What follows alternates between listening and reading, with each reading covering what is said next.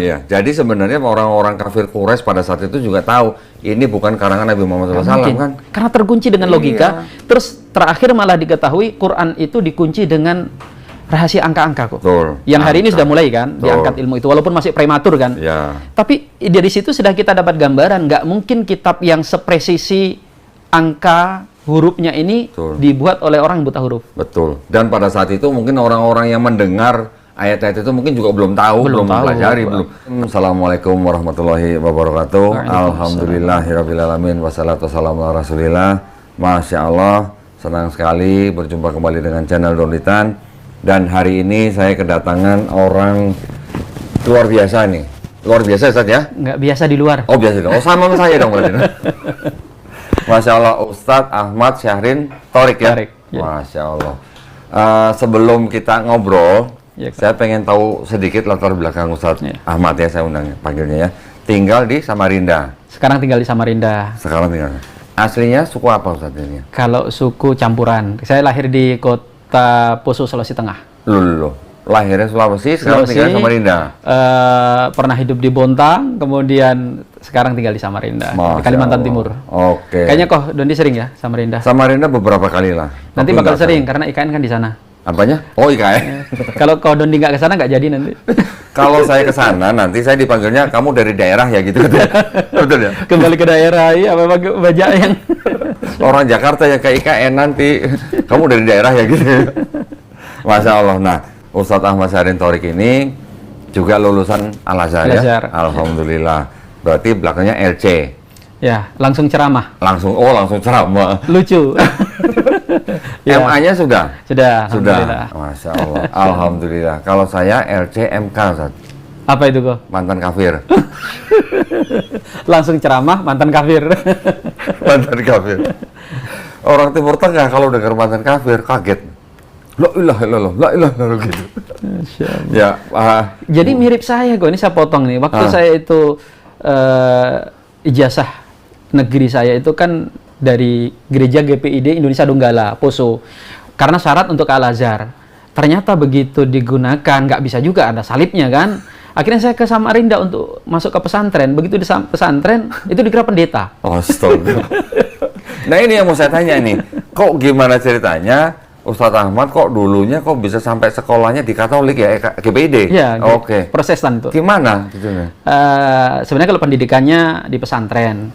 Cuma kita tahu di tahun segitu kan untuk ikut pendidikan-pendidikan yang formal, yang bergengsi, apalagi luar negeri, itu syaratnya harus ijazah resmi. Waktu itu paket masih inilah, nggak taruh di saya coba daftar ke sekolah umum, sekedar dapat ijazah itu nggak dipersulit, nggak dapat gitu. Nah justru dari gereja waktu itu tanpa syarat langsung terima. Bahkan bisa ikut percepatan. Widih. Berarti sekolah GPD itu formalnya dari Gereja Protestan Indonesia Donggala. Berarti ketika mereka menerima Ustadz waktu itu mereka tahu bahwa ini orang pinter nih gitu. Iya, nggak ngomong kayak gitu kayaknya. Iya, maksudnya kira-kira. Berarti ini bisa jadi misionaris ya harusnya nih. Makanya ketika ketemu Dondi, teman-teman yang kemarin Ustadz Felix, itu saya langsung ingat guru-guru waktu di GPID dulu. Ahli-ahli debat. Orang-orang cerdas-cerdas itu. Terus dari sekolah GPD itu, baru setelah ke Samarinda jadi masuk? Pondok pesantren Darul Ihsan. Setelah itu lanjut ke Kairo. Saya sempat jalan-jalan lah ke Timur Tengah untuk belajar kok. Berapa tahun di Mesir? Di Mesir 3 tahun. 3 tahun. Kemudian ke Yaman. Sempat ke Mekah sebentar. Berarti sudah biasa ke Alexandria dong berarti dong. Nah, itu saya agak beda sama yang lain kok. Kalau yang lain tuh kalau ke Al-Azhar, ke Mesir, kayaknya nggak akan ada yang nggak ke piramid, ke Alexandria, ke tempat wisata lah. Wong Mesir itu juga eksotik ya dengan menilnya. Saya tuh nggak pernah. Saya itu di Kairo cuma 3 kali, pas datang, pas pulang, sama pas ngurus waktu itu beberapa dokumen. Saya di pedalaman. Di mana? Di daerah Dimyat. Jadi sekarang udah nggak ada. Selatan berarti ya? Pokoknya masuk provinsi bagian dalam. Iya. Kalau dulu masih diizinkan. Jadi di situ yang termasuk saya pikir karunia ya, saya bisa langsung bersentuhan dengan Arab asli, artinya orang Arab dengan kehidupan Mesir gitu kan. Beda dengan sekarang mahasiswa kita yang belajar ke sana itu kan di Kairo. Ya, di Kairo yang bisa jadi mereka ini kumpul 24 jamnya dengan orang-orang Indonesia. Oke. Nah, gitu. Ya, Jadi nah dulu Ustaz di Al-Azhar ambil apa? Jurusan apa? Perbandingan mazhab. Oh, perbandingan mazhab. Ya, walaupun usuluddin tuh akidah. Oke, jadi belajar usuluddin agama Iya, juga. belajar agama. Dan itu hobi dari kecil. Oh, hobi dari kecil. Oh, ternyata nih harusnya pendebat juga nih berarti nih, Masya Allah. Nanti kalau ada debat lagi sama pendeta saya ajak Ustaz. Sangat Ahmad, siap. Ya? Sangat siap. Ya? Kan debat itu bukan untuk nyari menang-menangan kok, mencari kebenaran. Apalagi mencari musuh kan. Bukan mencari musuh. Karena siapapun yang berbeda dengan kita, se ekstrim apapun sebenarnya kawan kita untuk berpikir sehat. Betul. Ya, makanya saya juga beruntung ketika kenapa sih agak sedikit offset ke sekolah gereja gitu kan. Tapi dari situ saya malah justru menyerap ilmu dari teman-teman bagaimana nalar logika mereka itu jalan. Oke, berarti kalau begitu Ahmad tuh sudah tahu pola pikir mereka dong. Sangat paham. Nah, itu yang bahkan kadang suka lomba itu sama mereka. Kamu baca berapa ayat, saya akan baca 2 kali ayat lebih banyak daripada Anda. Oh gitu. Masya Allah. Karena kita kan di pesantren itu budaya menghafal biasa kok. Dan kan budaya menghafal itu tidak ada dalam agama lain. Oh, iya, agama betul. ini bahkan secara khusus dikatakan dimuliakan dengan satu tradisi yang namanya menghafal. Hafalan, betul. Karena kan memang Islam, Quran diturunkan dengan tradisi hafalan. Karena juga orang-orang Arab pada saat itu menghafal lebih keren daripada orang menulis membaca ya. Tidak ada satu budaya, kan kalau disebut orang Arab itu ummi, tidak bisa baca tulis, banyak masyarakat yang tidak baca tulis. Di kita aja sampai hari ini masih ada yang tidak bisa baca tulis. Tapi yang unik dari orang Arab adalah mereka bangsa yang bahkan tidak suka dan membenci baca tulis karena dianggap kelemahan dan kekurangan. Karena orang lemah hafalan makanya dicatat. Oh gitu. Ya ini penting nih berarti ya.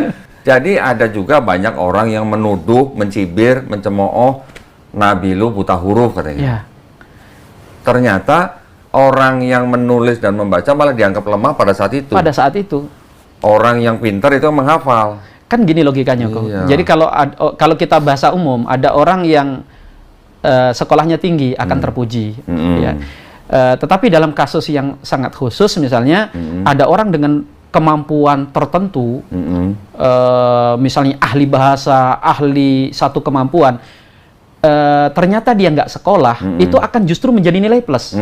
Kalau ada S3 pinter, ya wajar, sekolahnya aja sampai doktor misalnya. Tapi kalau ada orang dengan misalnya lulusan SD, tapi kemudian bisa membuat satu temuan yang spektakuler, keterangan lulusan SD itu malah justru akan menjadi hal luar biasa. Menjadi kelebihan dia. Rasulullah Muhammad, kalau beliau punya kitab suci Al-Quran dan beliau itu bisa baca tulis, itu aja sudah luar biasa. Apalagi faktanya beliau tidak bisa baca tulis, kitabnya bahkan tidak akan mungkin bisa ditulis orang yang pandai baca tulis.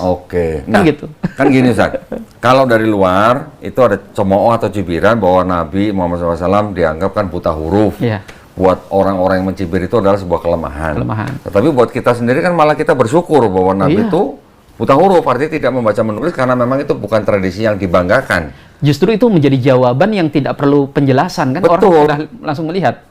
Karena apa yang dibuat oleh Rasulullah, kalau itu dituduh buatan beliau, nggak mungkin bisa dibuat oleh manusia. Karena Quran itu kok, dia dikunci bukan hanya dengan logika. Logika itu kan kebenaran yang diterima oleh semua bahasa. Kita debat dengan sesama muslim, maka rujukan kita Quran hadis. Karena kita sepakati. Kita debat dengan kelompok di luar ahlu sunnah, mungkin Quran masih dipakai, hadis sudah mulai enggak. Kita debat dengan orang di luar Islam, udah nggak bisa pakai Quran, nggak bisa pakai hadis, tapi bisa pakai akal sehat, logika, ya kan gitu.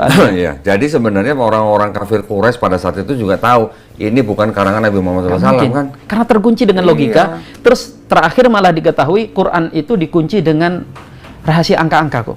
Yang hari ini sudah mulai kan diangkat ilmu itu, walaupun masih prematur kan. Tapi dari situ sudah kita dapat gambaran, nggak mungkin kitab yang sepresisi angka hurufnya ini dibuat oleh orang yang buta huruf. Dan pada saat itu mungkin orang-orang yang mendengar ayat-ayat itu mungkin juga belum tahu, belum mempelajari, belum. Tapi kan sekarang 1500 tahun yang lewat ini baru kelihatan, baru terbukti gitu. Kan seperti adanya aplikasi Ihsaul Quran kok. Itu bisa kita hitung huruf ini kenapa jumlahnya sekian dibagi. Ya kita sudah sering dengar lah itu. Betul. Masya Allah ya, itu adalah salah satu atau dari sekian banyak keajaiban dalam Quran ya Ustaz ya.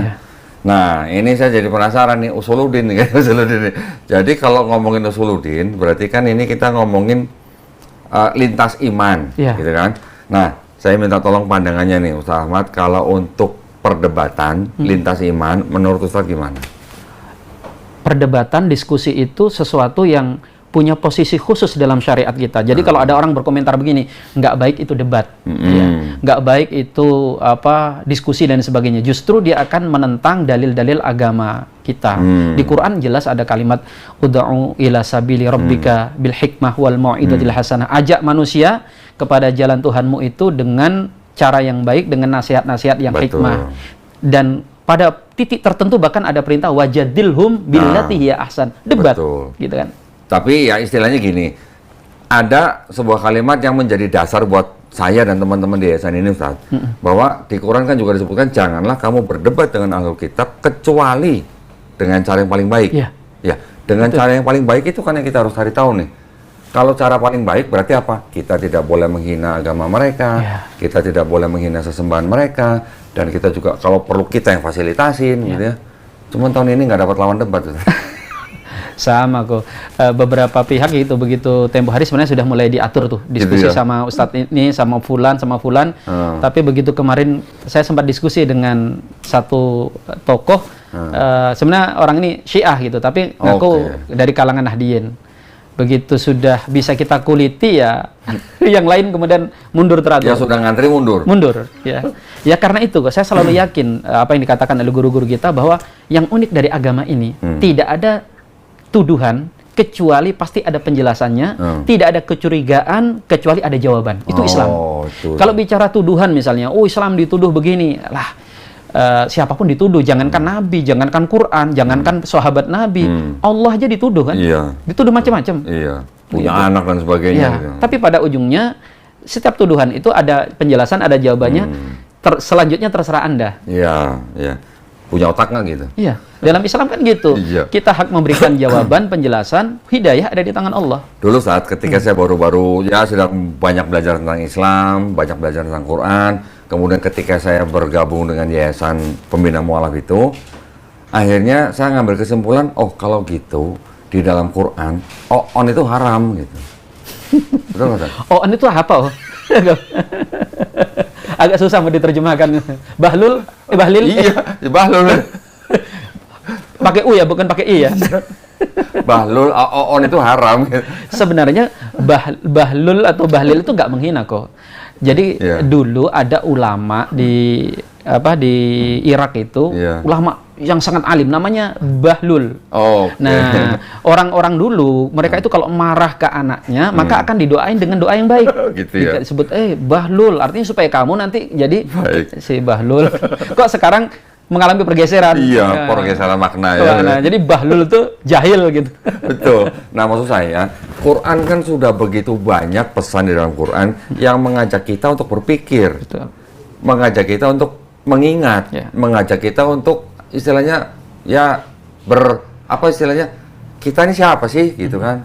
Nah, kemarin belum lama saya berdiskusi dengan Ustadz Nuruddin di sini, Masya Allah kan beliau juga banyak memberikan bukti bahwa Quran itu tidak mungkin karangan seorang manusia.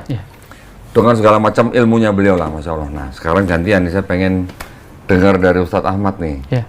Dan dengan Quran ini, apa yang tidak bisa ditolak oleh seorang manusia yang punya otak gitu, Ustadz? Jadi gini kok, setiap nabi itu kan punya mukjizat. Kita tahu Nabi Musa dengan mukjizatnya tongkat yang sakti mandraguna lah.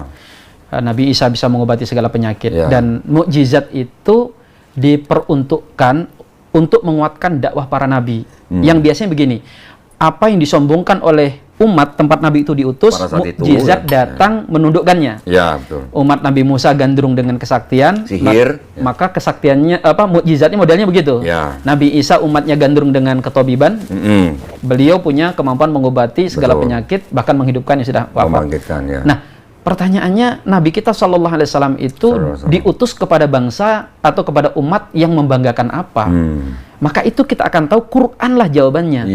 Nah, ternyata kalau kita perhatikan di ruang lingkup yang masih awal, Quran itu atau Nabi berhadapan dengan bangsa Arab yang bangga dengan ilmu sastra, syair.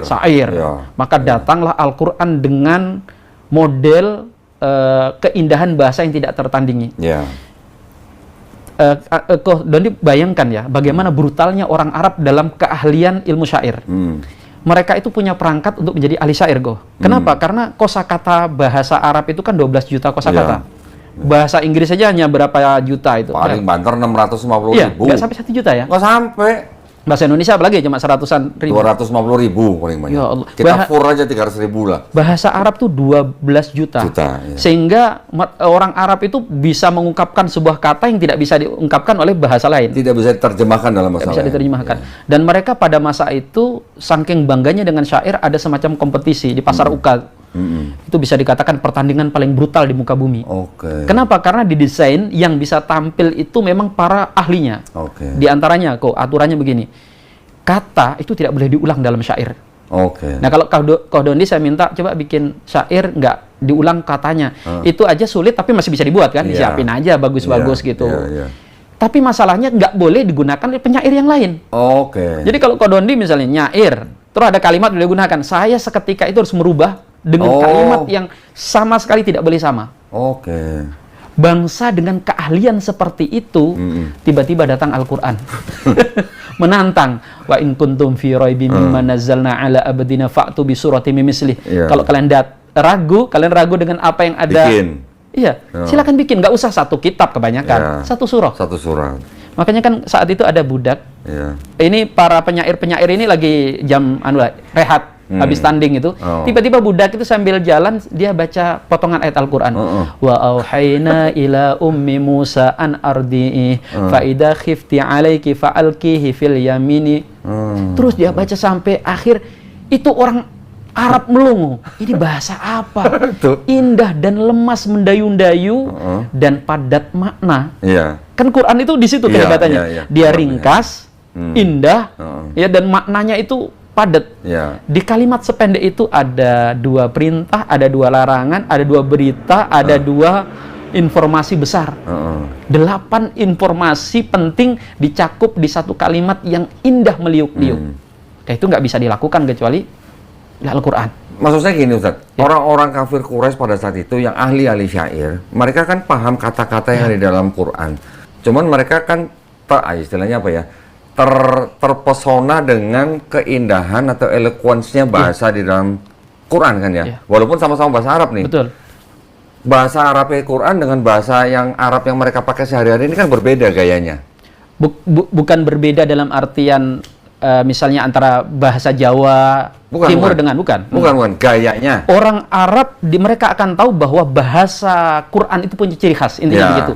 Dia bukan bahasa sehari-hari dan bukan juga bahasa Nabi Muhammad. Nah, ini menjadi dalil lagi kok. Betul. Biasanya orang itu kalau katakan menulis fotografi atau buku tulisan itu akan mengungkapkan tentang jiwanya, rasanya kan. Tapi Quran tuh sama sekali berbeda dengan bahasa Nabi Muhammad. Kita kalau baca Quran dengan bahasanya, dengan gaya bahasa hadis itu beda sekali. Dari situ aja kita akan tahu bahwa ini 2 pribadi yang berbeda. Nggak mungkin karangan manusia. Mungkin. Terus yang kedua, biasanya orang itu akan sesuai dengan dirinya kan. Kalau lagi sedih ya tulisannya melo, curhat. Tapi kita perhatikan Quran. Ketika Nabi Muhammad di Mekah itu kan lagi sakit-sakitnya tuh. Tapi justru ayat bicara tentang kegagahan, bicara kekuatan, bicara tentang dan itu menjadi bukti tersendiri, nggak mungkin dibuat oleh Rasulullah SAW. Jadi sebenarnya juara syair pada saat itu pun mengakui bahwa itu bukan karangan Nabi Muhammad ya? Nggak mungkin. Mereka mengatakan bahwa ini, bahkan mereka kemudian cenderung mengatakan ini sihir. Nah itu ya betul. Ya kan? Sedangkan mereka juga akhirnya berdebat satu sama lain. Kita ini sudah tahu sihir itu seperti apa, kan? Sihir itu ada tipu-tipunya, ada unsur kan, ada unsur magisnya. Ini enggak. Ini akal sehat kita nggak bisa membantah. Nah ini belum selesai kok. Jadi mukjizat Quran itu bukan hanya dari sisi bahasa. Karena kalau kita katakan itu, kita sama dengan mengatakan ya Quran hanya untuk orang Arab. Sedangkan Nabi kita SAW itu diutus untuk seluruh bangsa. Bahkan hari ini. Maka apapun yang diagungkan, disombongkan, dibesar-besarkan oleh umat Nabi Muhammad, itu Quran datang untuk menundukkannya. Sehingga kemudian kita perhatikan ketika abad pertengahan manusia mulai gandrung dengan teknologi, dengan sains.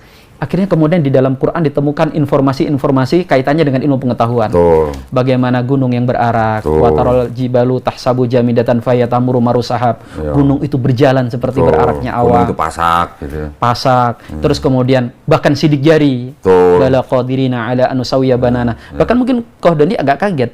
Pada masa Islam dahulu itu ilmu-ilmu besar dilahirkan. Ini ilmu bukan hanya ilmu agama. Kalau ilmu agama jelas rujukannya Quran. Ilmu-ilmu yang kita sebut dengan ilmu umum itu banyak merujuk dari Quran. Betul. Kira-kira di abad 7, 8, 9. Penerbang seperti Ibnu Firnas itu gara-gara mempelajari surah Ar-Rahman. Oh, Masya Allah. Penulis buku Al-Filahah, kitab pertanian Ibnu Awam yang dipakai di Eropa sampai 3 abad, itu gara-gara mengkaji surah An-Naba. Kenapa di surah An-Naba disebut tanam-tanaman itu pun urutannya unik kan? Dari biji-bijian, buah-buahan, tanaman keras. Hasilnya kitab yang seabadi rujukannya. Masya Allah. Di situ kok. Nah, dan banyak. Bahkan nanti kalau Qahdani dibaca tafsir, ada kalimat-kalimat gantung yang ulama karena ilmu mereka belum nyampe, itu keluar kalimat begini. Kita nggak bisa menjangkau kecuali bisa menafsirkan ini saja. Kelihatannya nanti anak kita, generasi berikutnya akan bisa mengungkap ayat ini. Contoh, misalnya ketika mengkaji surah At-Tariq, wasama'i datir raja, wasama'i datir raja, dan langit yang punya hujan. Terjemahnya begitu. Kenapa? Karena ulama hanya bisa menafsirkan roja itu dengan hujan. Mau ditafsirkan apa sudah nggak bisa. Literalnya. Tapi sebenarnya kalau secara bahasa nggak tepat kok. Karena roja itu dari kata roja'a. Suami istri kalau cerai rujuk kembali. Akhirnya mereka berteori bahwa hujan itu sebenarnya adalah air dari bumi yang ditarik ke langit, diputar dan diturunkan. Itu aja sudah keren. Kenapa? Karena di masa itu Eropa masih berkeyakinan hujan itu dari danau yang ada di di langit. Makanya kalau ada guntur katanya tuh gerobak Tuhan lagi dorong air. Orang Islam di abad itu sudah berkeyakinan air hujan adalah air di bumi yang dinaikkan. Sudah sekeren itu pun masih keluar bahasa mereka apa? Ada rahasia yang kita belum tahu. Sekarang baru kita nyadar bahwa langit punya fungsi mengembalikan. HP kita itu kan melempar signal, ditangkap, dilempar lagi. Dikembalikan. Masya Allah. Jadi belum lagi siapa tadi? Ibnu Sina. Semuanya rujukannya Quran. Belum lagi Al-Khawarizmi. Nah, sampai kemudian berkelanjutan bahkan sampai hari ini kok. Hari ini kayaknya kan zamannya angka kan. Kita itu logaritma itu apa kalau bukan angka kan. Ternyata kemudian belakangan di Quran mulai ditemukan, walaupun ini ilmu baru awal, masih prematur sekali, rahasia-rahasia angka.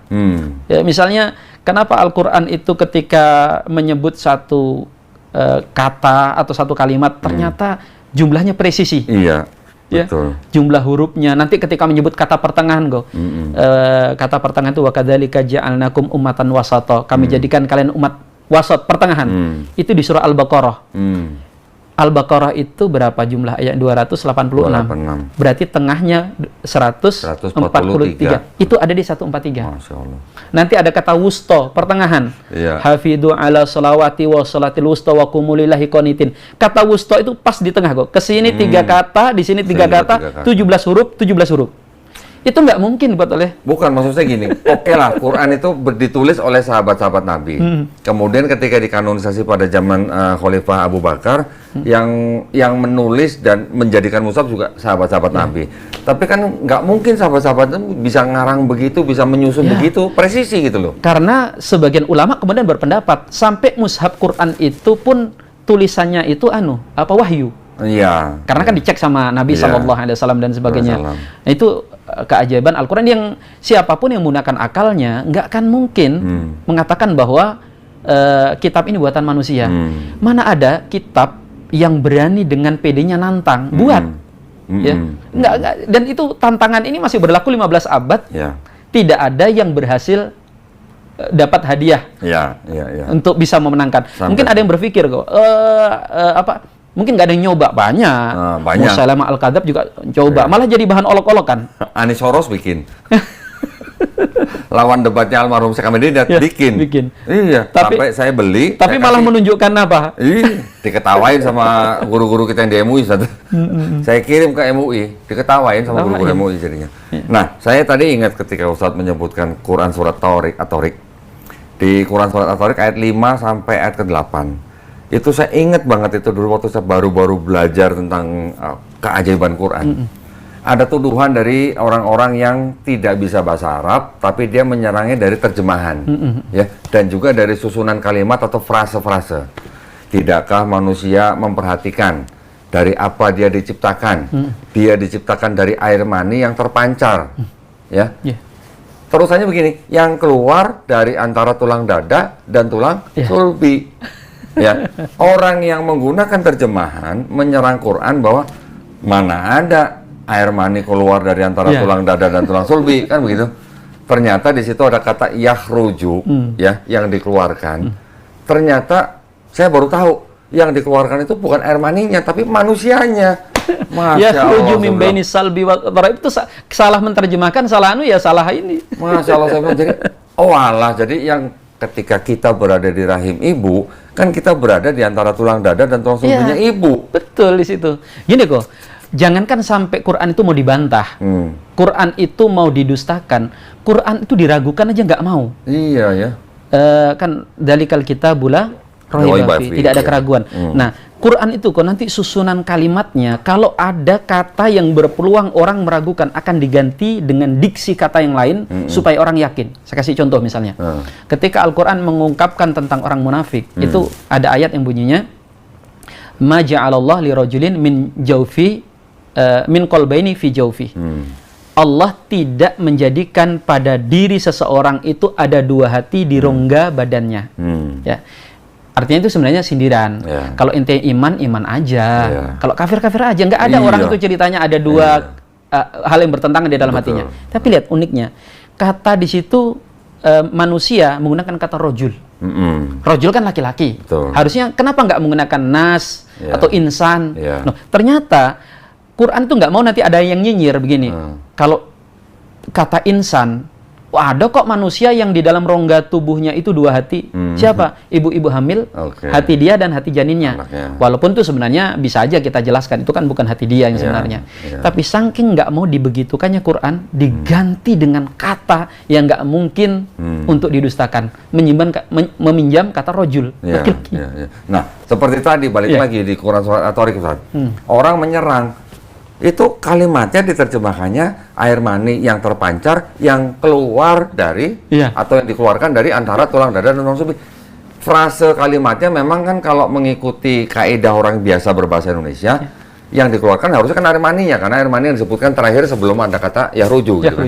Tapi ternyata kan bahasa Arab di dalam Quran itu kan tidak harus seperti kaidah orang bahasa Indonesia. Ya kan? Punya kaidahnya sendiri. Punya kaidah sendiri. Nah, itu yang kadang-kadang orang tidak tahu kaidah bahasa Arab menyerang berdasarkan terjemahan, Ustaz. Ternyata kuncinya ada di ayat 8 bahwa Allah SWT berkuasa membangkitkan orang. Dari situ berarti ayat 5, 6, 7 sampai ke 8 ini lagi ngomongin manusia, bukan lagi ngomongin air mani gitu maksudnya. Betul. Masya Allah, saya bilang gitu ya. Makanya Quran itu kok kitab yang ajaib kan. Biasanya kan namanya buku ditafsirkan, dijelaskan, kalau sudah zaman semakin ke belakang ya semakin habis lah bahan objek garapannya. Tapi Quran kalau kita perhatikan dari awal kemunculannya sampai hari ini, kitab tafsir tidak pernah kering, diterbitkan, dimunculkan. Dan uniknya semakin ke belakang tafsir itu semakin tebal. Nah, saya pengen nanya tentang tafsir ini, Ustaz nih. Di tradisi Islam itu kan ada tafsir yang memang untuk menafsirkan ayat-ayat Quran. Ini seperti jembatan ketika kita mungkin harus mengambil referensi dari Quran atau hadis sahih. Sebelum ke hadis sahih atau sunnah, kan kita masih ada tafsir nih. Kriterianya apa, Ustaz? Tafsir seseorang itu diterima oleh jumhur ulama. Kriterianya. Jadi tafsir itu secara umum terbagi menjadi dua. Tafsir bil maksur, tafsir bi ra'i. Ini menunjukkan keluasan Islam. Kalau tafsir bil maksur itu tafsir yang menafsirkan Quran, ayat ditafsir dengan ayat, ayat dengan hadis. Artinya dia dengan standar nas-nas agama. Sehingga ini cenderung yang menjadi referensi pokok untuk kemudian ulama misalnya menyimpulkan hukum. Gitu. Nanti ada jenis yang kedua namanya tafsir bi ra'i, tafsir dengan logika. Nah, di sini permainannya nanti kata-kata, bahkan teknologi masuk di situ, kemajuan yang ini cenderung tidak menjadi sumber hukum dalam Islam, tapi menjadi referensi ilmu pengetahuan. Ada yang relevan di zaman kita hari ini, ada yang karena terpaku tadi seperti contoh yang saya sampaikan, hanya hujan, bukan salah sebenarnya, cuma kurang lengkap. Ada yang menjadi decak kagum hari ini kok. Kita lihat, ya Allah, ternyata Quran itu sedalam itu. Ya. Antum kebayang, misalnya di kitab tafsir itu ada yang model begini kok. Kata pendek dalam Al-Quran, kemudian ulama mengatakan ini, di kalimat ini ada 10 penjelasan. Di kalimat ini ada 20 penjelasan. Seperti itu modelnya. Nah, terus itu kriteria untuk jenis tafsir. Jenis tafsir. Kalau kriteria untuk orang yang menafsirkan, nah, itu kriterianya apa, Ustaz? Nah, tafsir yang diterima itu dari para sahabat, jelas. Dari para sahabat. Biasanya nanti kalau itu jenis tafsir bil maksur ya, dengan riwayat, itu akan mengatakan ini tafsir dari Ibnu Abbas, ini tafsir dari Umar bin Khattab, dari sahabat. Jadi rata-rata tafsir dengan pengambilan hukum diambil dari para sahabat. Cuma nanti kembali lagi kok, kadang dinisbahkan pendapat ini ke sahabat seperti Ibnu Abbas, nanti diteliti apakah penisbahan ini tepat atau tidak. Karena pendapat Ibnu Abbas itu jelas punya otoritas yang sangat kuat dalam Islam. Beliau disebut sebagai turjamul Quran, juru bicaranya Al-Quran. Tapi kadang ada yang suka, ya itu tadi, nyuplik nama beliau untuk menguatkan pendapat. Nah, pada ujungnya nanti diteliti lagi apakah ini sah atau tidak penafsirannya. Nah, maksud saya lebih dalam lagi, lebih detail lagi, Ustaz. Kalau tadi Ustaz sudah menyebutkan sahabat-sahabat, di bawahnya ini kan ada ahli tafsirnya. Contoh Ibnu Katsir, misalnya Jalalain, Al-Qurtubi. Kriterianya apa jumhur ulama menerima ini semua, Ustaz? Ya, jadi gini, kalau di tafsir itu ada model bukan diterima dan tidak kok. Yang tafsir menjadi rujukan yang direkomendasikan. Ya biasanya adalah Ibnu Katsir, At-Tabari, kemudian ini tafsir Al-Qurtubi. Kenapa 3 tafsir ini disebut sebagai tafsir yang paling diterima oleh umat? Karena mereka hanya menafsirkan ayat dengan ayat, hadis dengan ayat dengan hadis. Dan kemudian kaul-kaul ulama. Nah, berbeda misalnya dengan tafsir Mafatihul Ghaib karya Imam Fakhrur Razi, atau kitab seperti Tahrir wa Tanwir, atau yang lain yang itu banyak mengambil, kalau kita hari ini misalnya kita bicara tadi kayak surah At-Tariq pakai hujan, pakai itu. Nah, itu dalam tradisi ulama dahulu dianggap terlalu liar lah. Gitu. Jadi kriterianya kenapa Ibnu Katsir diterima? Ya karena dia hanya mencukupkan kepada riwayat-riwayat yang ada dalam ayat, ayat dengan hadis ya. Itu Masya Allah. Di situ. Masya Allah ya, lain ya kalau LC ya, LCMA. Nah, sekarang saya ingin bergeser sedikit, Ustaz. Masih ngomongin Quran, tetapi kita sekarang sudah mulai menyenggol-nyenggol yang urusannya dengan kitab nih, Ustaz. Ya kan? Di Quran kita sering sekali membaca bahwa Quran membenarkan kitab-kitab yang sudah diberikan kepada Bani Israel, ya kan? Ada kitab Taurat, kitab Zabur, kitab Injil. Nah, sekarang ini yang bagian yang krusial nih buat kita nih ya. Ini adalah pendidikan untuk edukasi juga para jamaah. Yang disebut dengan kitab Taurat, kitab Zabur, kitab Injil, ini akan saya kalau mendefinisikan begini, kalau salah tolong dikoreksi, Ustaz. Yaitu wahyu-wahyu yang diberikan Allah SWT kepada Nabi dan Rasulnya untuk Bani Israel pada zaman itu. Betul nggak, Ustaz? Iya. Betul kan? Betul. Wahyu, kalau wahyu apakah harus berbentuk buku? Tidak harus. Tidak harus. Berarti kalau begitu, kita sekarang yang hidup pada zaman sekarang, atau mungkin pada zaman Nabi Muhammad SAW pun juga sudah ada yang disebut dengan Taurat dan Injil, gitu kan? Betul. Yang jadi pertanyaan besar ketika saya sudah mulai masuk ke dalam Islam dan mempelajari tentang Qurannya, yang dimaksud dengan kitab Taurat dan kitab Injil yang disebutkan dalam Quran itu, apakah kitab Bible-nya Yahudi dan Bible-nya Kristen? Itu pertanyaan saya. Ada pandangan nggak? Gini kok. Jadi kemarin tuh ada yang pertanyaan tajam begini. Ustadz, kita itu kan di antara rukun iman kita selain kepada Allah, malaikat, terus kitab-kitabnya. Kenapa harus kitab-kitab, Ustadz? Kan harusnya kitab aja Al-Quran. Kalau kitab-kitab berarti kita harus beriman selain Al-Quran kepada Injil, Taurat, dan Zabur. Apa manfaatnya? Toh kemudian begitu kita beriman, kita nggak boleh mengimani yang hari ini diklaim sebagai Taurat dan Injil. Betul. Kan gitu kan? Jadi kata gini, kita nggak ngimani, kita nggak boleh karena itu rukun iman, tapi kita imani nggak ada faidahnya. Bahasanya apa faidah? Saya jelaskan, Bukan begitu. Ini justru menjadi dalil bagaimana kebenaran Al-Quran. Kan Quran ini, atau Nabi SAW sang pembawa Al-Quran, dituduh plagiat, dituduh buat-buat. Itu semuanya menjadi jawaban bahwa mustahil kalau Al-Quran dan Rasulullah itu pendusta. Kenapa kok? Kita tahu tabiat pendusta. Namanya pendusta itu punya motif jahat. Ketika misalnya ada orang ngaku jadi dokter, maka dia biasanya akan buruk-burukkan dokter-dokter yang lain. Tapi Rasulullah SAW itu nggak mungkin perilakunya itu dialamatkan atau disamakan dengan pendusta. Beliau jadi seorang nabi, nggak pernah keluar kalimat beliau yang melecehkan nabi-nabi sebelumnya. Malah justru ajaran beliau datang mensucikan para nabi dari fitnah-fitnah yang dibuat oleh ahli-ahli kitab, kan gitu kan. Seperti Nabi Lut yang dikatakan berzina dengan 2 putrinya. Nabi Sulaiman yang bikin sihir mati musyrik. Nabi Ibrahim yang katanya malah istrinya disodorkan untuk dizinahi oleh Raja Mesir. Kan diluruskan dalam Islam, nggak begitu jalan ceritanya, gitu kan. Nabi Daud yang binor, suka binor, bini orang. Itu kan diluruskan dalam Islam. Semuanya Nabi itu diputihkan. Mana ada pendusta yang melakukan itu? Nabi Harun bikin patung sapi. Padahal yang bikin orang lain. Samiri.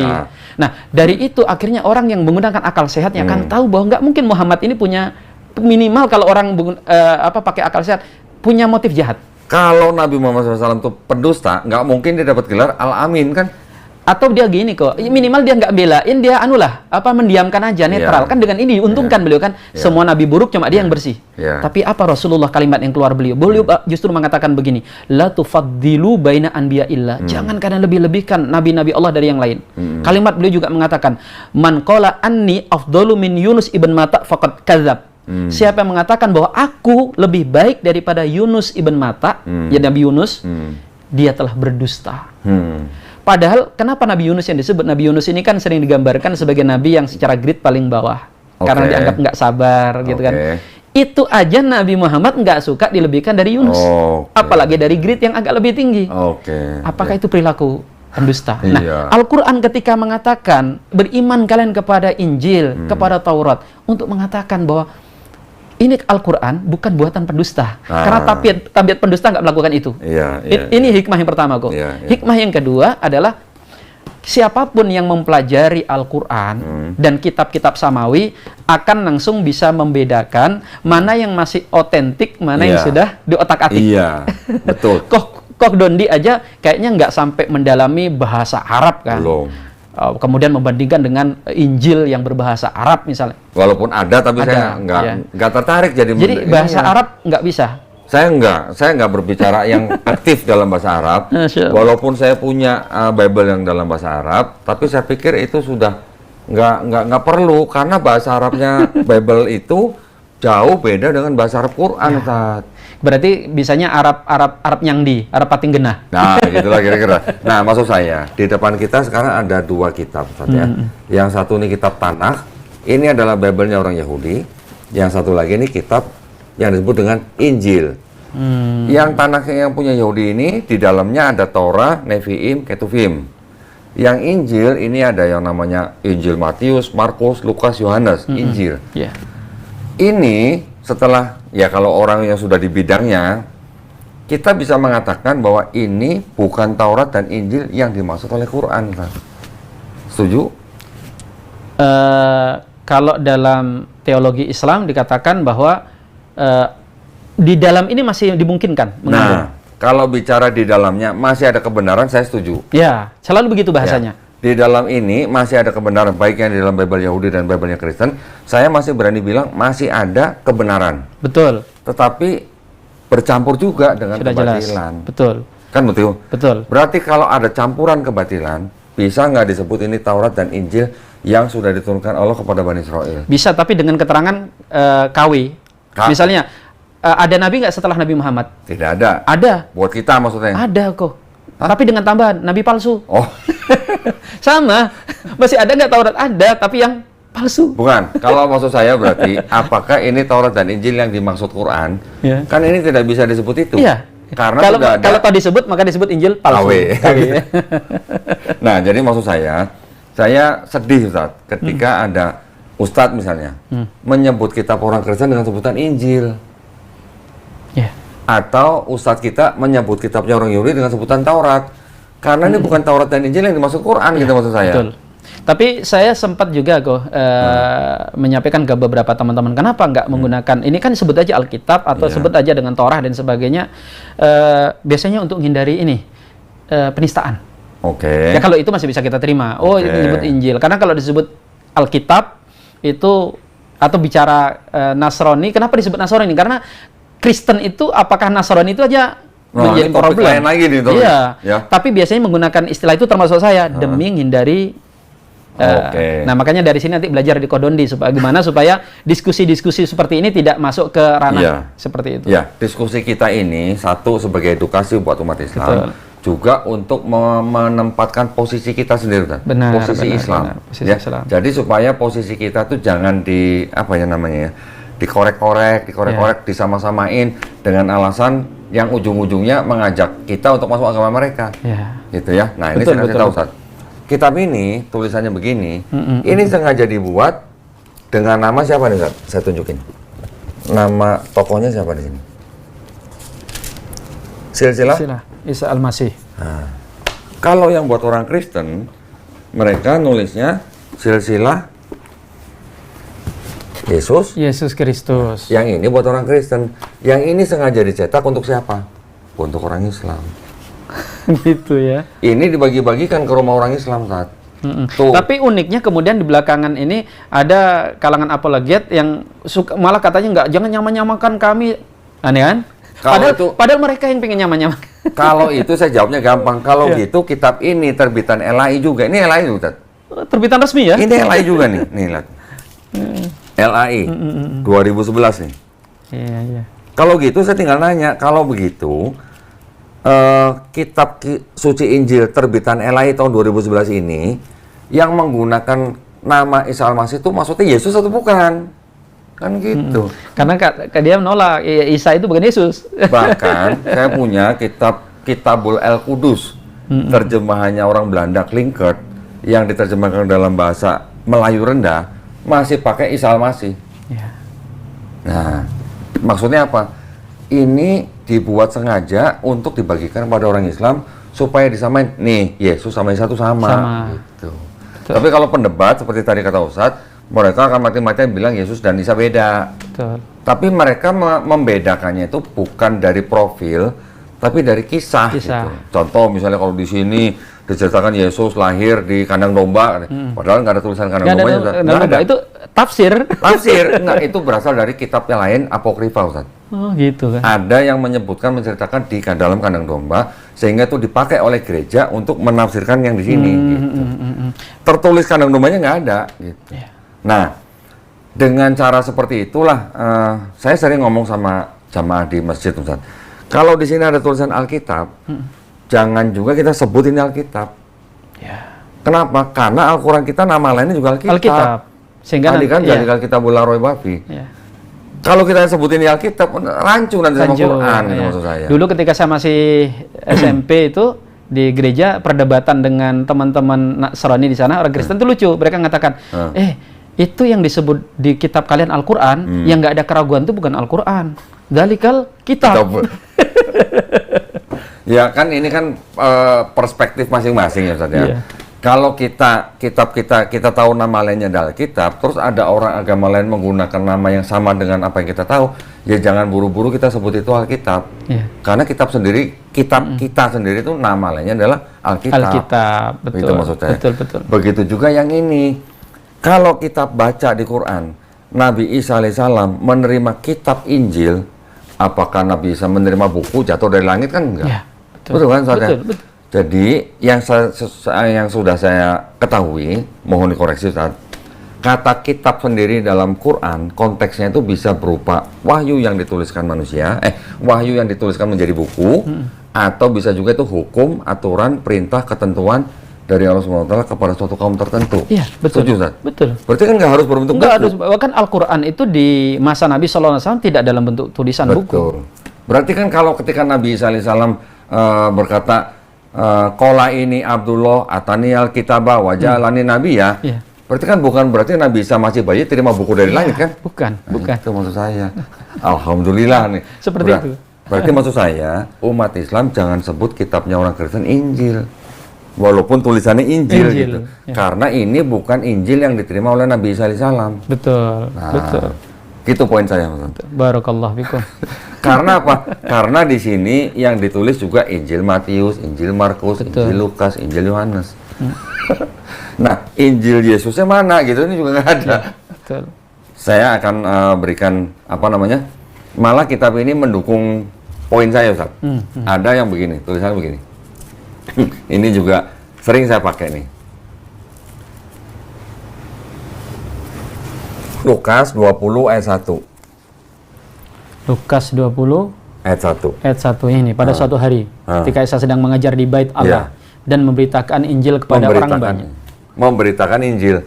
Apakah Injil yang dimaksud yang diberitakan Yesus itu adalah bukunya Matius, Markus, Lukas yang dijepit di sini? Jelas nggak mungkin. Bukan. Jelas nggak mungkin. Berarti di situ Yesus pun menerima wahyu kan? Iya. Dari yang disebut Bapa gitu lah. Nah, itu maksud saya. Ya, ini kita membangun apa namanya? Pemahaman bahwa kita tetap harus menghormati kitab suci orang lain. Iya. Tetapi jangan buru-buru anggap bahwa ini kitab dua ini yang dimaksud oleh Quran kita. Iya. Gitu maksud saya. Atau kalau toh dari sisi penafsiran yang dimaksud adalah Injil yang ada, Quran juga memberikan keterangan bahwa Injil hari ini pun sudah diubah-ubah, Taurat diubah-ubah, dan sikap kita sudah diberikan panduan oleh Al-Quran, kita tidak boleh mengamalkannya. Kenapa? Karena sesuatu yang sudah bercampur, itu sudah nggak boleh lagi. Di ajaran Islam, air saja kalau bercampur dengan sesuatu yang ini sudah nggak bisa dipakai, apalagi panduan hidup. Betul. Kita kan hanya mengikuti perintah daripada Nabi Muhammad SAW bahwa jangan kamu menerima semuanya, tapi jangan kamu tolak semuanya.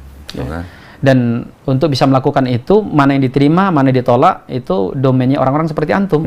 Karena dari kemampuan menganalisa, meneliti, paling tidak masih bisa kebaca informasi-informasi yang ada di dalam Taurat atau dalam Injil atau Bible hari ini sebutannya, yang itu masih dimungkinkan redaksinya adalah asli dari Allah Subhanahu wa taala, seperti roh kebenaran. Yang ayat-ayat semisal itu yang vulgar mungkin sudah banyak dihapus. Tapi sepandai-pandainya penghapus maka akan lupa juga. Nah, ada yang itu kan nggak dihapus itu. Tidak ada kejahatan yang sempurna. Tidak ada kejahatan yang sempurna, itu lebih tepatnya. Karena roh itu kalau diterjemahkan ke Injil ke Roh Kudus nggak cocok. Nah, saya ingin mengatakan kepada Ustadz Ahmad begini. Di dalam kitabnya orang Yahudi dan kitabnya orang Kristen, ini masih ada ayat-ayat yang boleh dikatakan apa ya? Sejalan dengan Quran. Sejalan dengan ayat-ayat di Quran. Contoh, Bilangan 23:19 mengatakan Tuhan bukan manusia, Tuhan bukan anak manusia. Jelas sekali. Sama nggak dengan lam yalid walam yulad? Kalau di sini dikatakan Shema Israel, Adonai Eloheinu, Adonai Ehad. Sama nggak Ustaz dengan Kul huwallahu ahad? Kalau dikatakan Keluaran 9:14, tidak ada yang serupa dengan aku di seluruh bumi. Sama nggak atau sejalan nggak paling tidak dengan walam yakullahu kufuwan ahad? Masya Allah. Itu maksud saya. Berarti kan masih ada nih kebenarannya. Tetapi kontradiksinya ada, plagiarismenya juga ada, cerita pornonya juga ada. Kalau cerita porno sih saya tidak terlalu mengangkat, karena apa? Saya mencoba memahami bahwa cerita-cerita yang mungkin tidak pantas dibaca oleh anak-anak itu adalah memang gaya bahasa orang Yahudi zaman dulu, yang ada yang dipakai untuk menggambarkan secara majasi, tapi juga ada yang literal gitu. Contoh misalnya, di sini ada cerita ada dua anak perempuan namanya ini dan ini bersundal di sini begini-begini itulah. Tapi itu sebenarnya sedang menggambarkan bangsa Israel yang sedang musyrik gitu. Digambarkan dengan cara yang dengan cara cerita seperti itu gitu. Nah, kita tidak boleh membabi buta gitu. Harus tetap adil. Makanya di Al-Quran kita diwasiatkan i'dilu huwa aqrabu littaqwa. Berlaku adil karena keadilan itu mendekatkan kita kepada ketakwaan. Cuman kontradiksinya nggak bisa dihindari. Bagaimana ceritanya bisa kontradiksi? Kan kita harus mencari tahu sejarah penyusunannya, siapa yang menulis, kapan ditulis. Orang Yahudi sendiri mungkin sekarang juga masih banyak yang istilahnya yakin bahwa ini ditulis oleh Nabi Musa alaihissalam dan pengikutnya. Betul kan, Ustaz? Padahal mustahil, karena nggak mungkin kalau ditulis oleh Nabi Musa, riwayat kematiannya ditulis di situ. Betul, di ulangan. Tetapi yang paling mengena itu begini, Ustaz. Ketika Nabi Musa alaihissalam hidup, kira-kira abad 15-14, tulisan Ibrani pada zaman itu tuh tidak sama dengan tulisan Ibrani sekarang. Tulisan Ibrani pada zaman dulu tuh disebut Paleo Hebrew, atau istilahnya ketaf Ivri. Tulisannya seperti paku-paku begitu loh, teman. Yang ini dipakai di sini itu sudah menggunakan tulisan Ibrani disebut dengan ketaf Asuri. Ketaf Asuri baru timbul tuh kira-kira baru di abad ke-7 sebelum Masehi. Jadi nggak mungkin Nabi Musa menulis kitab ini dalam tulisan ketaf Asuri gitu. Karena dia tidak kenal ketaf Asuri gitu maksud saya. Satu. Yang kedua, Ustaz, yang disebut dengan Torah, 5 kitab Musa atau Pentateuch, Kejadian, Keluaran, Imamat, Bilangan, Ulangan. Di dalam kalangan Yahudi sendiri ada 2 macam. Yang satu Torah Yerusalem, yang ini. Yang satu lagi Torah Samaritan. Saya ambilin buku sebentar, Pak. Ini mungkin juga informasi ini buat Ustadz Ahmad nih. Ada kita begini. Masya Allah, masih asli kok. Yang tulisan Ibrani ini yang tanpa tanda baca, Ustadz. Ini yang Samaritan. Yang sudah ada tanda bacanya ini adalah yang Yerusalem. Ada yang huruf yang ditebal-tebalkan itu, Ustaz. Yang tebal-tebal. Ini yang berbeda. Antara 5 kitab Musanya, Torahnya Yerusalem dan Torahnya Samaritan, total ada 6.000 perbedaan. Masya Allah. Kalau sudah seperti itu, gimana mau dijadikan sebagai panduan? Pertanyaan saya, yang ditulis sama Musa, yang Yerusalem apa yang Samaritan? Gitu. Ya kan sudah membatalkan semua berarti gitu. Sampai detik ini nggak ada yang bisa jawab? Nggak ada.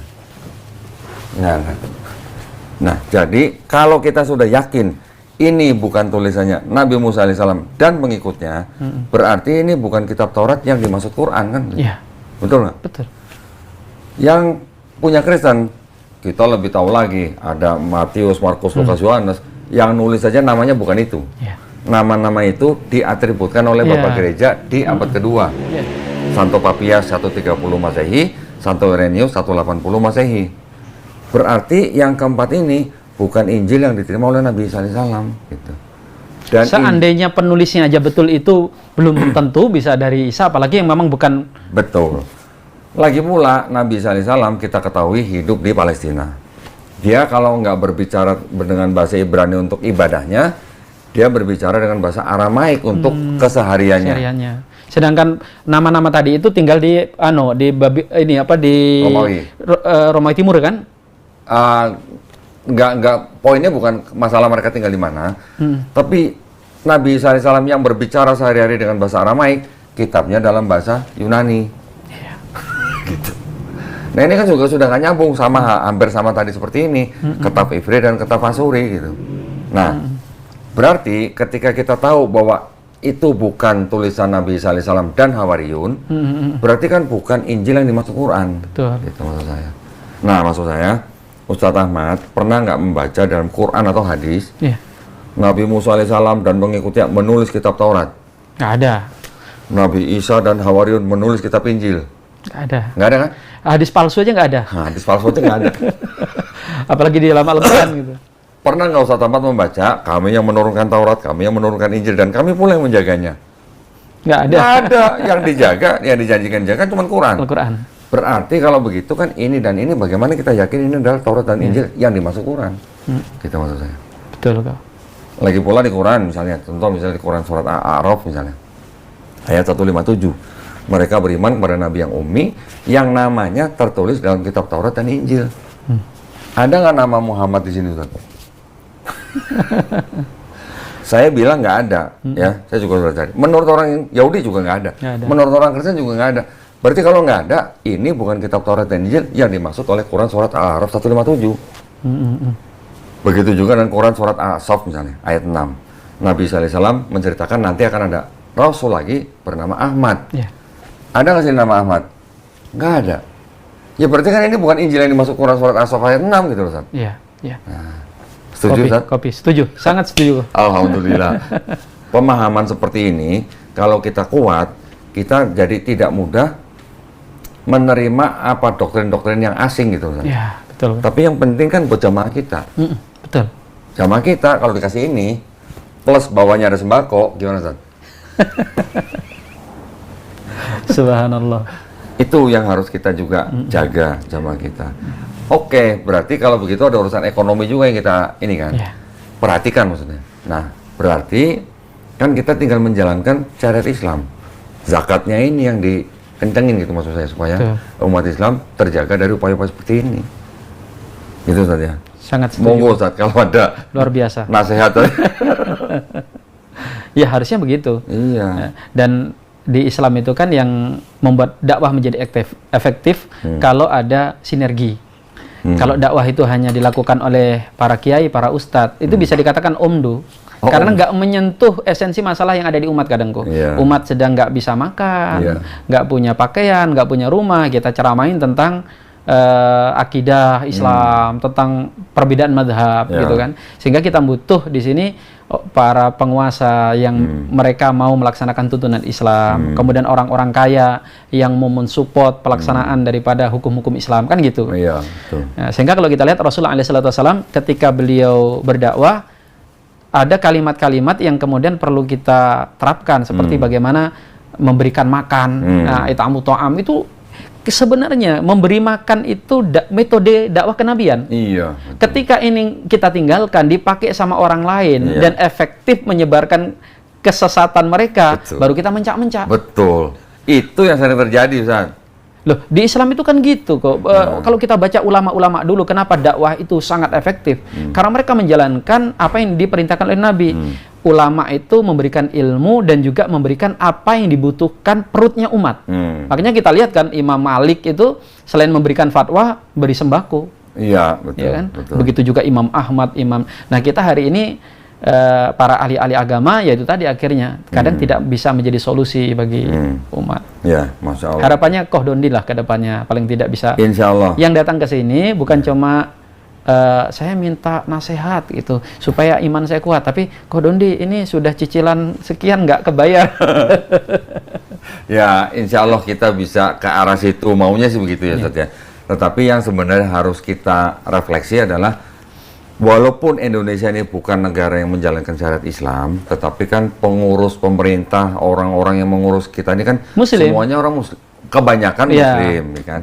Maksud saya, di dalam menjalankan aturan pemerintah, undang-undang segala macam, kita juga ada nilai-nilai Islam di dalamnya. Betul. Bahkan urusan hukum itu pun juga banyak mengadopsi dari Islam, warisan dan segala macam lah. Maksud saya, bagaimana kita mengoptimalkan syariat Islam di dalam kehidupan kita di negara yang tidak menjalankan syariat Islam ini. Saya pernah didatengin sama salah seorang pejabat Basnas, Ustaz, ke sini. Ya. Bawa laporan keuangan. Kohdondi, ini di Basnas, kan kita tahu bahwa zakat itu kan untuk 8 asnaf. Yang ini sekian, yang untuk mualaf, nilainya sekian banyak, ini disalurkan baru sekian persen. Belum sampai 1%. Nah, kadang-kadang yang begitu kan kita harus cari bagaimana caranya menjalankan syariat Islam, khususnya zakat, untuk supaya bisa menjaga dan melindungi umat dari upaya-upaya pendangkalan akidah dan pemurtadan. Itu juga penting, masalahnya.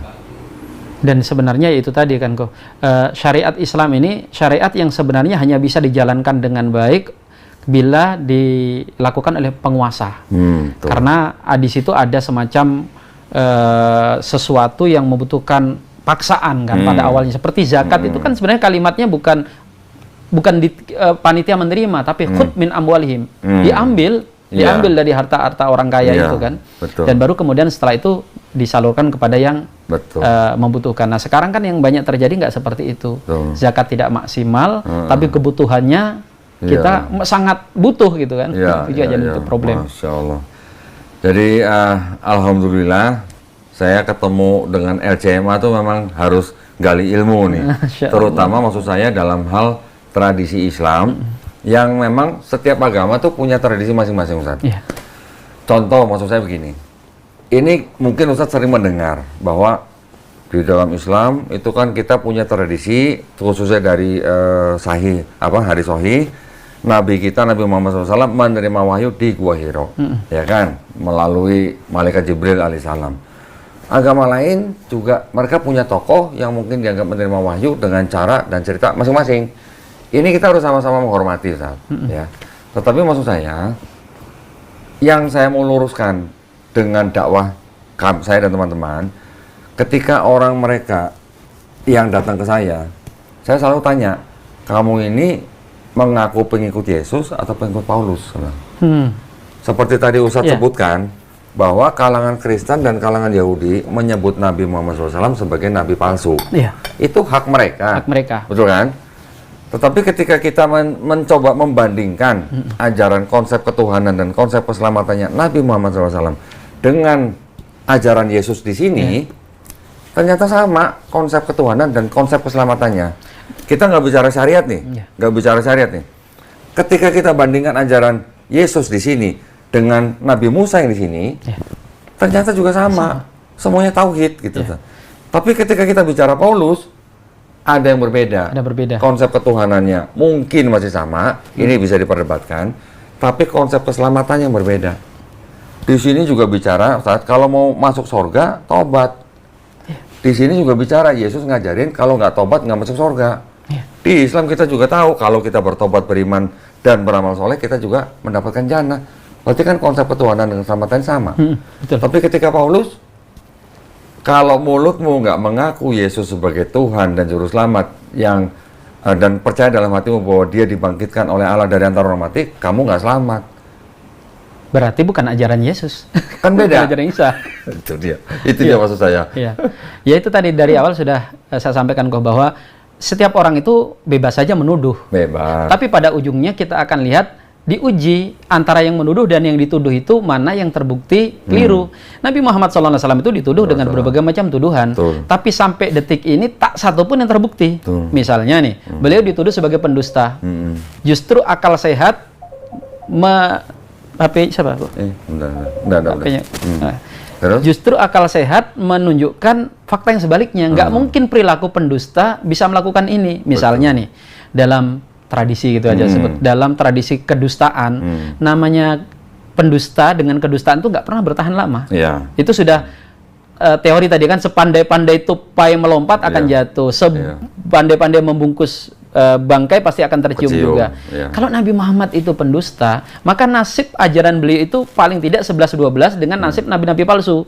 Yang begitu dia wafat, begitu dia meninggal, ajarannya ditinggalkan oleh pengikutnya. Paling tidak keciumlah kedustaannya. Tapi kita lihat, ini malah makin banyak. Ajaran Islam itu bahkan katanya populasi Muslim lebih besar daripada populasi manusia.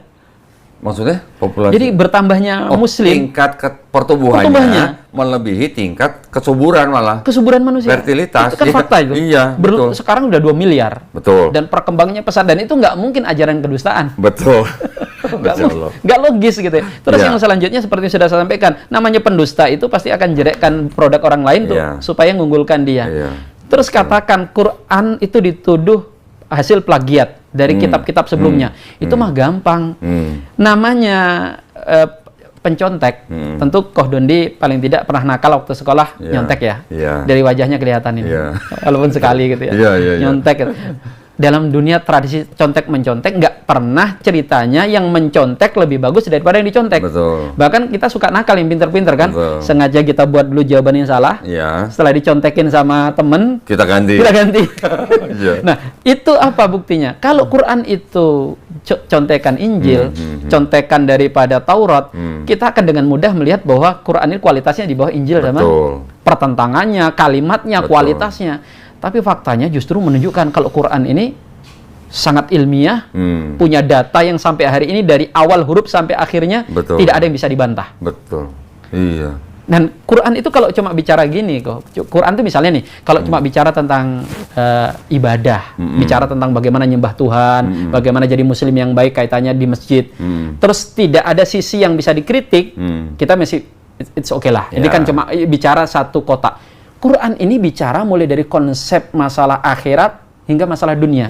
Bicara tentang ngurus diri sampai ngurus negara. Pemerintah. Bicara harta mulai dari harta hasil kerja sampai warisan orang meninggal.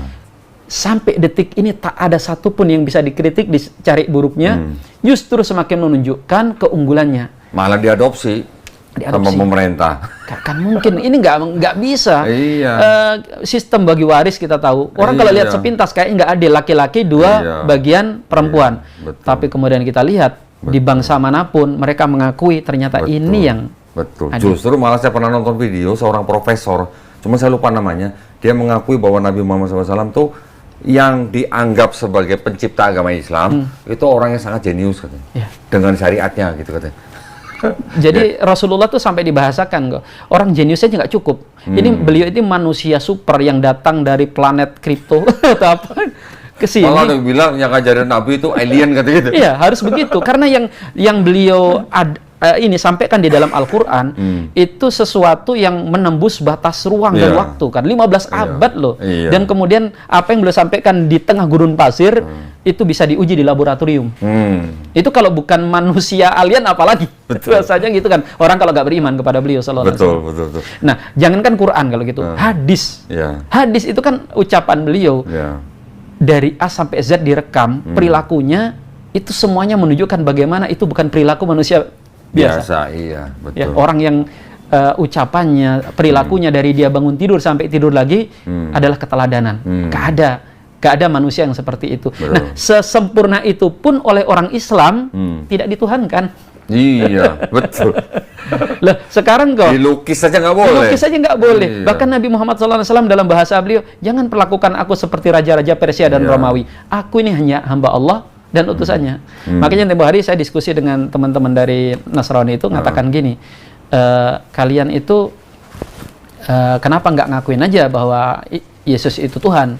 Karena katakan dia nabi, dia itu melakukan mukjizat yang tidak bisa dilakukan oleh para nabi. Artinya, yang mana? Artinya kok katanya kemampuan yang luar biasa itu menghidupkan orang mati. Orang mati. Lah di perjanjian lama juga ada orang menghidupkan orang mati. Makanya saya bantah di dalam Paulus di sini Paulus. Iya.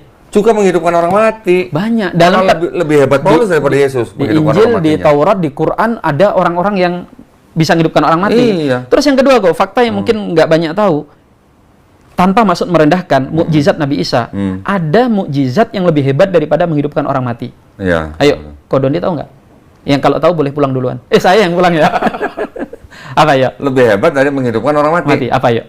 Kalau buat saya, mukjizat yang lebih hebat daripada menghidupkan orang mati adalah Quran. Al-Quran. Tapi kan itu butuh tingkat kecerdasan tertentu. Jadi orang bahkan kalau lihat Quran lebih kepada buku yang ini apa sih kan gitu. Kira-kira apa kalau menurut Ko Doni? Yang logis lah bisa diterima orang awam. Apa? Kan banyak tuh mukjizat nabi-nabi yang lain kan. Membelah bulan, membelah laut, hilangkan ijazah, nggak ada. Ijazah. Apa Ustaz maksudnya ini? Di antaranya adalah tongkatnya Nabi Musa. Oke. Di mana sisi lebih hebat daripada menghidupkan orang mati. Kalau menghidupkan orang mati kan makhluk yang tadinya hidup, mati, hidup lagi. Nggak ada yang berubah kecuali dari mati ke hidup kan gitu kan, perubahan, tidak ada perubahan wujud.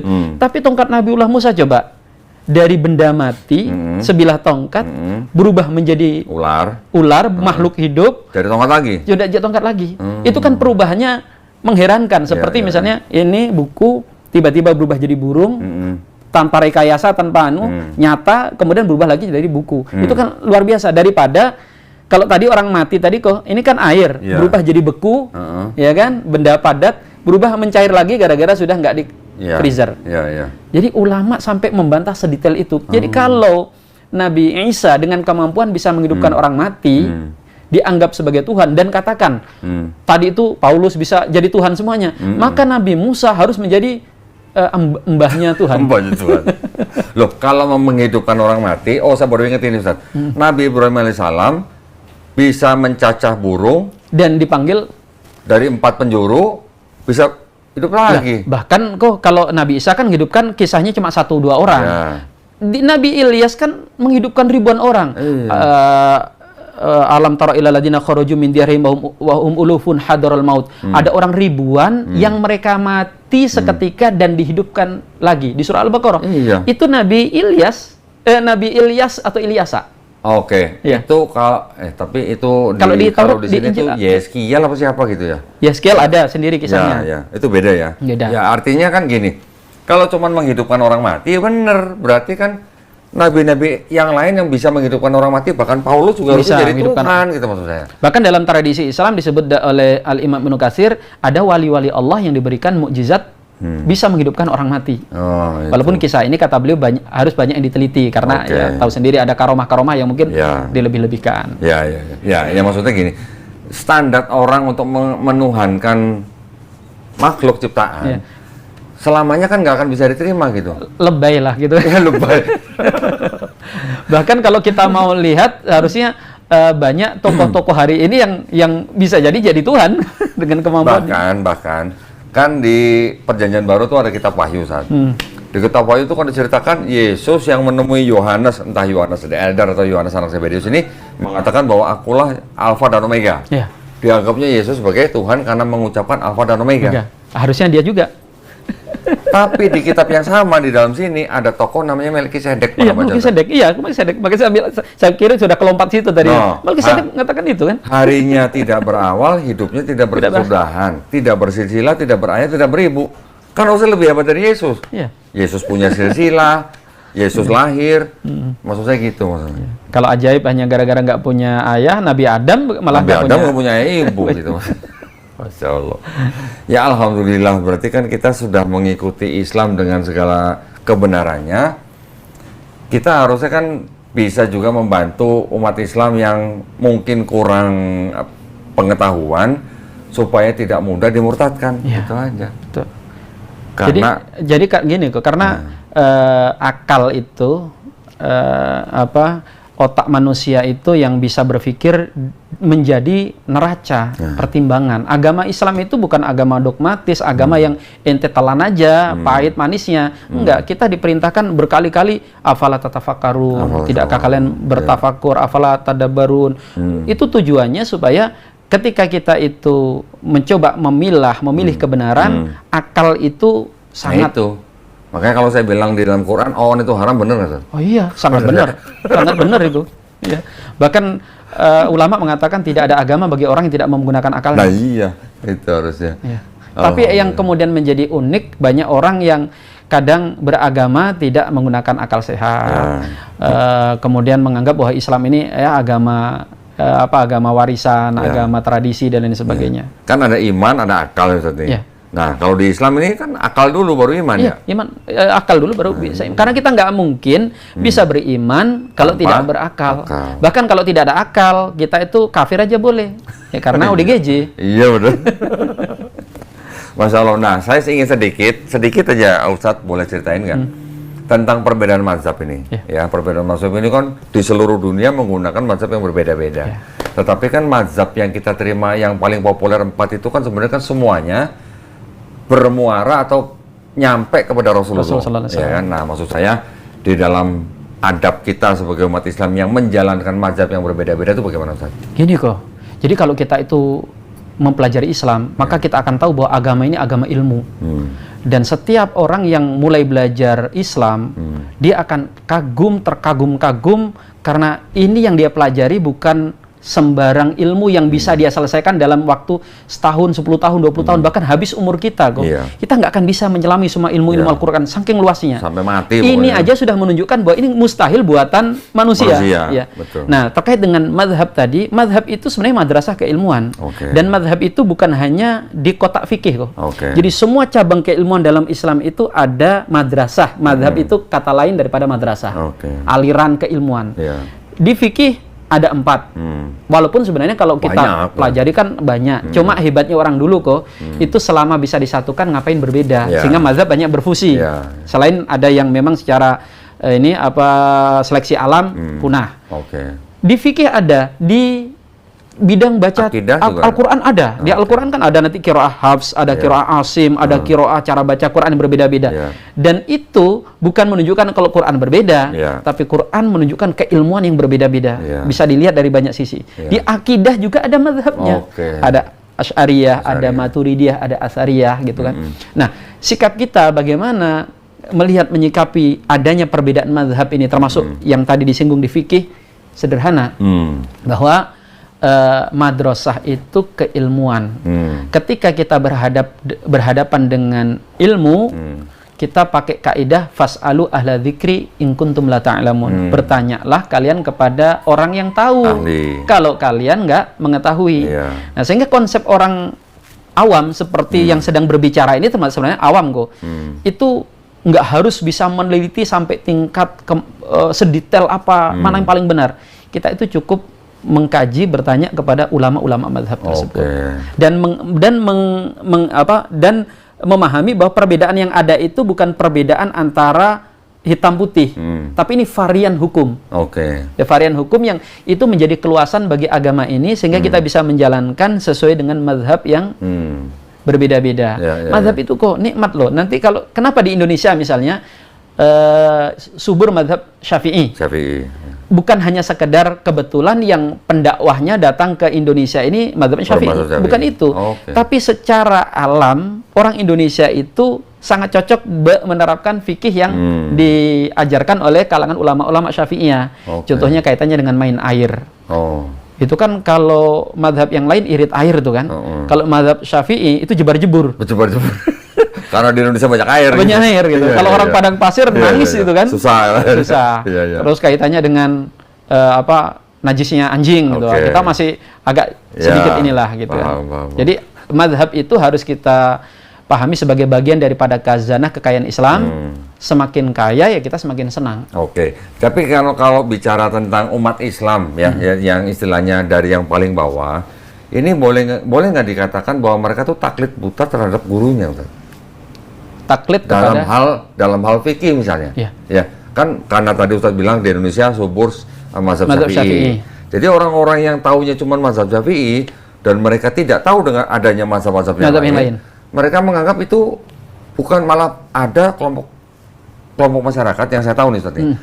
Ketika mereka tahu ada orang yang melakukan sholat tapi tidak menggunakan mazhab Syafi'i, dianggap bukan Islam. Agama apa tuh kata gitu sampai begitu Ustaz. Ada begitu. Contoh lagi nanti hanya masalah begini, ada yang bergerak begini, dianggapnya agama apa itu? Kalau Doni ngelihatnya yang digerakkan apa? Ini jari. Ya kan gerakannya pun ada dua loh ya. Ada ngecor, ada ngebor. Betul. Ngebor. Inul kali ngebor. Ya maksud saya kalau saya sih ikutnya yang begini aja lah. Kalau ada orang nanya, terus yang salah yang mana? Yang diam apa yang gerak gitu kan? Saya bilang yang salah yang nggak sholat itu mah berarti. Atau yang salah kok dia bukan jari telunjuk, pakai jempol. Pakai supaya menangan.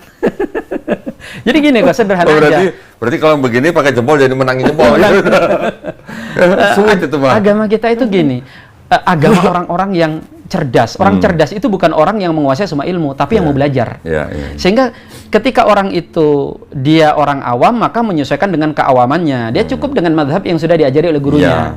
Tapi bagi orang pintar biasanya kan nggak puas dengan satu mode. Dia ingin pakai mode lain. Islam menyediakannya. Silakan Anda belajar empat mazhab. Di mazhab itu nanti ada pendapat, ada pendalilan, ada ini. Pada ujung-ujungnya bahasanya begini. Ente dalam Islam sampai habis umurmu nggak selesai menggali. Di situ Allah hendak menundukkan kita kesombongan kita, merasa kita pintar. Ente loh baru nguplek-nguplek ilmu itu aja nggak selesai-selesai. Saya dulu saat ketika baru-baru belajar Islam, saya berguru kepada seorang Habib di Cikidang, Pelabuhan Ratu, dekat kampungnya Ustadz Nuruddin tuh. Ketika saya sering datang ke situ, orang-orang Islam di sekitar situ, ada yang imam masjid dan segala macam, ikut nimbrung gitu, ngobrol kita gitu ya. Saya tanya, Ustadz, kalau kita sholat, tangan kita di sini atau di sini, Ustadz? Oh, di sini. Kalau di sini boleh nggak? Nggak boleh, katanya. Kalau begini boleh nggak, Ustadz? Nggak boleh, katanya. Kalau di samping sini nggak boleh. Seperti itu. Setelah kodon dibanyak baca, kok ternyata ada model-model yang begitu kan? Iya, jadi setelah saya tahu bahwa ternyata ada mazhab-mazhab, saya berdiskusi dengan orang-orang yang tahunya cuma mazhab dia, gitu. Ketika ditunjukkan ada gerakan yang lain sedikit, mereka langsung bilang salah, gitu katanya. Nah, seperti itu, Ustaz. Umat kita semua yang begitu. Makanya dalam Islam itu ibadah ritual yang kita laksanakan itu bukan hanya punya efek ini bentuk ketundukan. Artinya ini bukan kaitannya cuma ibadah kepada Allah. Tapi itu tadi kok punya manfaat meluaskan wawasan kita. Misalnya nih, ibadah haji. Orang kalau sudah haji, itu diantara hikmahnya dia tidak lagi seperti katak dalam tempurung. Karena kemarin ketika dia belum haji, dia pikir yang di kampungnya itu aja yang menjalankan Islam. Beda dikit, auto murtad. Begitu berangkat haji, dilihat ada orang macam-macam kan. Bingung dia. Ada begini, ada yang bahkan airnya gelinding dia samperin, sholat lagi. Nah, dari situ sebenarnya Allah tidak menunjukkan bahwa dalam syariat agama ini banyak keluasan. Ketika engkau luas, maka engkau akan luas. Gitu. Ketika engkau luas, maka engkau akan luas. Masya Allah. Makanya orang yang kaku, yang mudah memvonis, itu sangat besar kemungkinannya dia nggak punya sisi pandang yang luas dalam sebuah pendapat. Nah, sekarang gini, Ustaz. Terakhir nih ya, ini sebelum kita akhiri ini udah banyak banget ilmunya, tapi saya penasaran kalau saya nggak nanya. Kita yang mempelajari tentang ilmu kristologi, kita bisa membuktikan bahwa kitabnya orang Kristen itu begitu banyak versi, ya kan? Contoh misalnya Indonesia TB, nanti keluar lagi TB 1, yang bahasa Inggris ada yang KJV, ada yang NIV, ada yang RSV, ada NAB, ada NABRE dan segala macam, begitu banyak. Nah, kalangan mereka yang tidak terima dengan kenyataan itu, mereka juga mencoba cari remis, Ustaz. Ya, nyerang Quran. Quran juga banyak kan? Ya, betul. Ya, kan? Dan yang jadi masalah kok, kalau yang menyerang mereka, itu mah gampang. Yang jadi masalah, ada beberapa otak-otak liberal